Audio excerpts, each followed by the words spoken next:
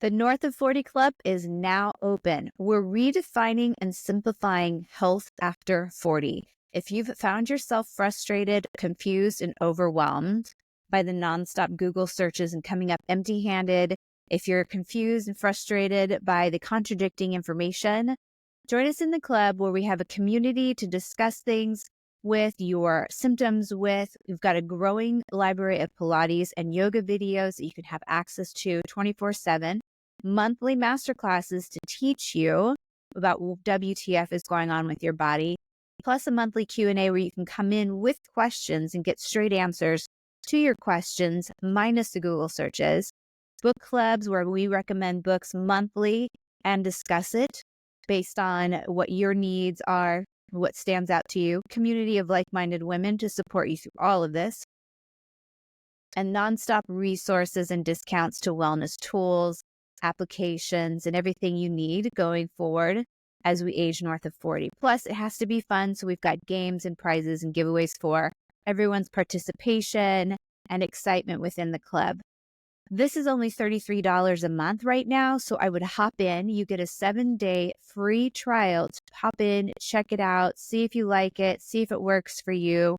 On top of that, you will be learning as I learn, because as I go through my naturopathic doctor program, I will be sharing what I learn as it relates to longevity for women north of 40, to our brain health, and to our hormones, which are all huge and important factors. So join us in the North of 40 Club.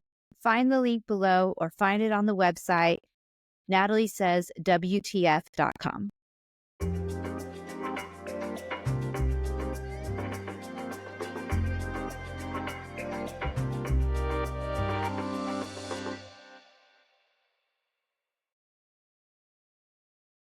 Welcome to another episode of WTF Happened to My Body. I am your host, Natalie Garay.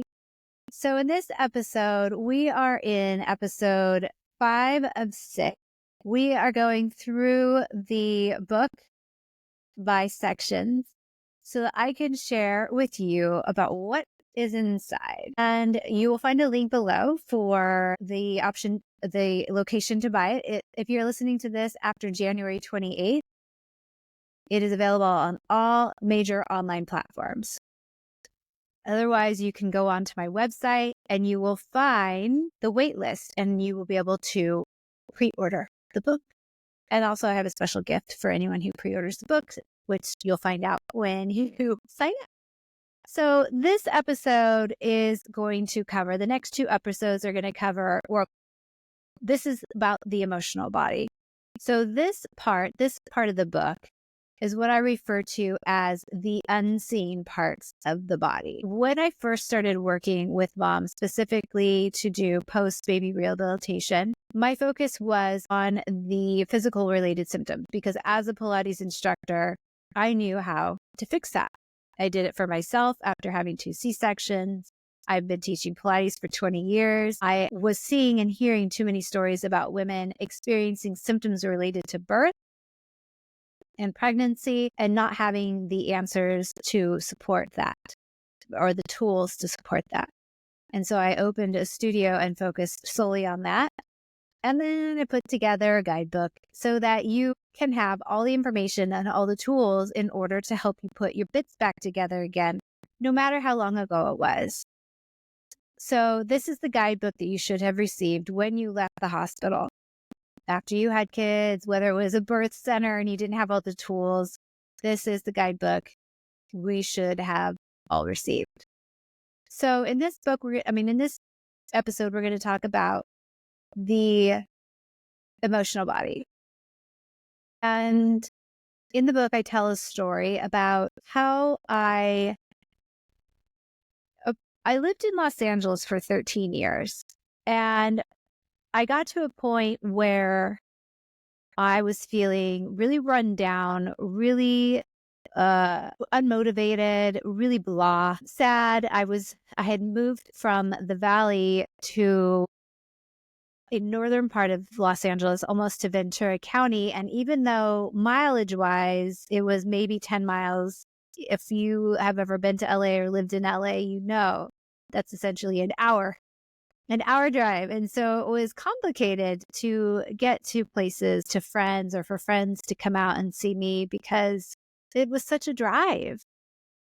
And I remember thinking, I've got, to get out of this funk, I have to do something because it was affecting me. Obviously, it was affecting my parenting. It was affecting my work. I was teaching Pilates and I was telling everybody, you need to exercise, you need to strengthen, you need to move your body, and I wasn't doing it. I was teaching, I was going home, I was being grumpy with my girls.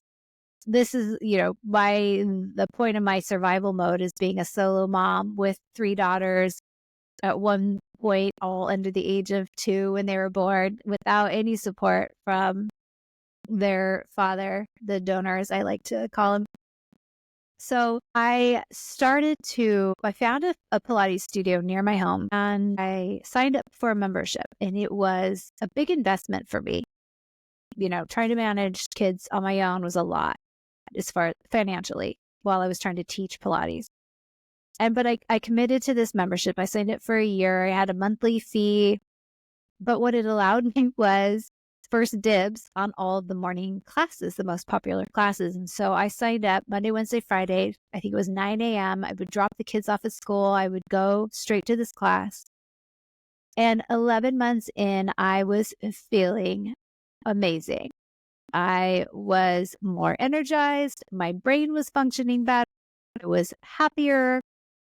I was stronger. My body was definitely, changing. It was amazing. And not, like I said, not only did it stir and build strength in my body, but it stirred energy in me and enjoyment and joy and this whole new level of, being energy. It increased my vibe, if you will. And it was remarkable. And so for 11 months, I stayed at that studio, but it stirred up so much in me that I was like, hey, I'm having creative ideas. I'm feeling a need for change. I want to get the F out of Los Angeles. And so I moved to Pismo Beach, California, on the Central Coast in California. And I missed that final month of my membership, but of course they made me pay for it. But I moved to Pismo Beach and we lived in a family-owned property because, again, solo, without any financial support from the father. And we had such an amazing change in our life. It was fantastic. We lived in an amazing small beach community. We walked on the beach, after school and on the weekends until we didn't because, I guess after a while we just took it for granted. And the girls were able to ride their bikes with their little bike gang to school and eventually walk to their junior high school. It was really, really remarkable. And it was just an amazing way to raise the girls after being in just the craziness of Los Angeles. But what I was missing was my movement practice. And so in my cute little beach community, there was a yoga studio close by, walking distance. And so I went to this yoga studio and they offered a free trial week, I believe it was. And so I signed up and I wasn't working at the time because we were fairly new and I hadn't started working yet. So I went twice a day sometimes to this studio during my first week. But that first class, I remember going in a little nervous, and I'd never practiced yoga before. From what I can remember, maybe I'd tried one class years ago. But I did this class and I did fairly well, moved along to the instructions. I followed along to the people next to me. The instructor came over and gave me a few adjustments, and she was really sweet and kind and helpful. And at the end of the class, and I remember feeling great, all of it felt great. Of course, I was stretching, I was moving my body, my muscles were working. And I remember at the end of the class, you go into lie down on your back into Shavasana. And we laid there and she had nice quiet music going. She may have shared a few words of wisdom, but I suddenly had tears running down my eyes, down my face, pulling in my ears. And I was like, what the actual fuck is this? I had no idea why I was crying. There was nothing in particular that was coming up that was upsetting me. And that continued to happen throughout the entire week in Shavasana. And I just, I wasn't sad even after doing, crying. And I wasn't like bawling or anything, but just tears streaming down my face. After that first class, I went up to the instructor and thanked her, hugged her with my teary face. And it was remarkable. I remember walking home and just being light as air and so grateful for the movement and for the practice. And again, like I said, that happened the rest of the week. And I ended up signing up for a membership, became good friends with the owner. And the whole studio was just full of light. Everybody was just full of light. It was beautiful and amazing and something I hadn't experienced before. But come to find out where this is going for this episode in this chapter of the book and why I included it was because the more I practiced and the more I learned about the body, that we're not just a compilation of skin and bones and muscles, but that we actually have energy systems in the body, commonly known as chakras, that had something to do with my little crybaby episodes. There was stuff stored within my body. At that point, the girls were 9 and 7. So, trucking along for that many years, trying to make it all work and make it all happen, probably took its toll, didn't realize it, and it was all stored in my body. And so moving it in a new, different way, accessing it, opening up the hips, broke something apart in me that just kind of created this teariness. And I continued to practice there for years and years and years. And I loved it. It was an amazing community. I made great friends, considered becoming a yoga instructor, and it was phenomenal. And so this deepened my work with my clients, learning that it's not just the physical being that needs to be rehabilitated after having kids, because every experience that we have is stored within the body. And the bad stuff we need to release because it will show up eventually as something else, whether chronic pain or disease or things like urinary tract infections.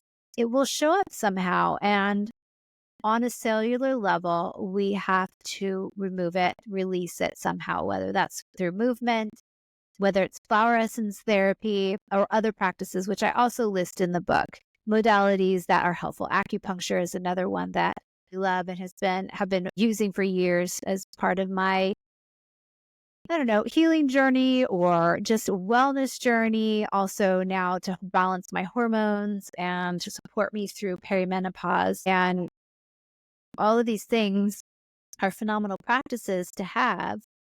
And so I list these things within the book to share, again, what's available out there. Test it, see if it's something for you. It may or may not be, but at least you know what there is and what's happening. Because I think I said this in an earlier episode, you may have gone to the doctor because you're like, I just don't feel like myself and I don't know what it is. And he's your labs are normal. Everything looks normal. You seem to be fine. You're like, yeah, but something's off. And, at that point for me, going back to this yoga crybaby story, I don't know that I knew anything was off. I was probably so much in the hustle and bustle of trying to survive that I didn't really pause to think about it until I had to pause, until I did pause in a yoga class at the end of it after, working my body and lying in rest and, the wells opened up, I guess. But yeah, it could be something along the lines of stored experiences within the body on a cellular level, on an energetic level that need to be released. And so that is the reason why I wanted to share this story for one, and I share it in my book and share this idea that we're not just physical. There's energy running through our body, energy highways. And when there is a block in these energy highways, it can affect us, again, leading to different feelings, emotions, disease. But not only did it kind of wake me up to something new that I had not known before in the body, but it was a part of a healing process that I was not aware I needed. And there's a great book by Carolyn Myss that I also mention in the book called Anatomy of the Spirit, which breaks it down a little bit more as far as like which energy systems, and there's multiple names for them. And she mentions the multiple names of them in the book, and she also lists which system is tied to which type of disorder or disease or ailment, sickness or ache, and it's very fascinating. So I highly recommend that book as well. And I go a little bit deeper in the book talking about the energy fields and the biofield as referred to by the medical field, and how yoga or meditation is helpful, guided meditation, and in order for you to kind of touch in and feel or find out how to release these things if you need to. Maybe you've experienced something along those lines in a movement practice. What's interesting is, even as a Pilates instructor, I knew that we were moving energy, and I knew that it was a healing beyond building muscle. Even as a dancer, I knew that. But I guess until it happened to me, did I actually know what it felt like or that it was real. And anyway, I just thought this is something that we just are unfamiliar with. We don't know. Women should, because these energy systems can be blocked or misaligned, I guess, from pregnancy, from birth, from C-sections, from episiotomies, from trauma. And so it's something to, look into, think about if you are going deeper on a healing journey. So I wanted to share that with you on the emotional and energetic body. In the next episode, we're going to go a little bit deeper into the idea of frequency of the body and what our feelings equate as far as frequencies. And this is when we'll talk a little bit more about raising your vibe, because we are all vibrational beings and we all vibrate at different levels, and those levels will bring in or deflect things in our life. So very vague, I know, and very odd and very woo-woo, but we are going to dive into that because I think it is another interesting and important topic to know and to be aware of. Before I do that, though, I did want to mention one thing. So when you do look at the book, what you're going to also see as far as the chakras, the energy systems, we're going to look at the root chakra, for instance, which I mentioned earlier, and the color with the root chakra is red. And the qualities of the chakra have to do with feeling safe and secure and passionate, and it also affects your abundance. So if your root chakra is not flowing, the energy is not flowing, these areas of your being or in your life could be affected. And if so, there are also practices within the book to help you get things moving along again. So thank you again for joining me for another episode. I appreciate you being here. I will link the book below and my website. And if you have questions, please find me on Instagram at Natalie Says WTF, and I would be happy to and share any resource. Until next time.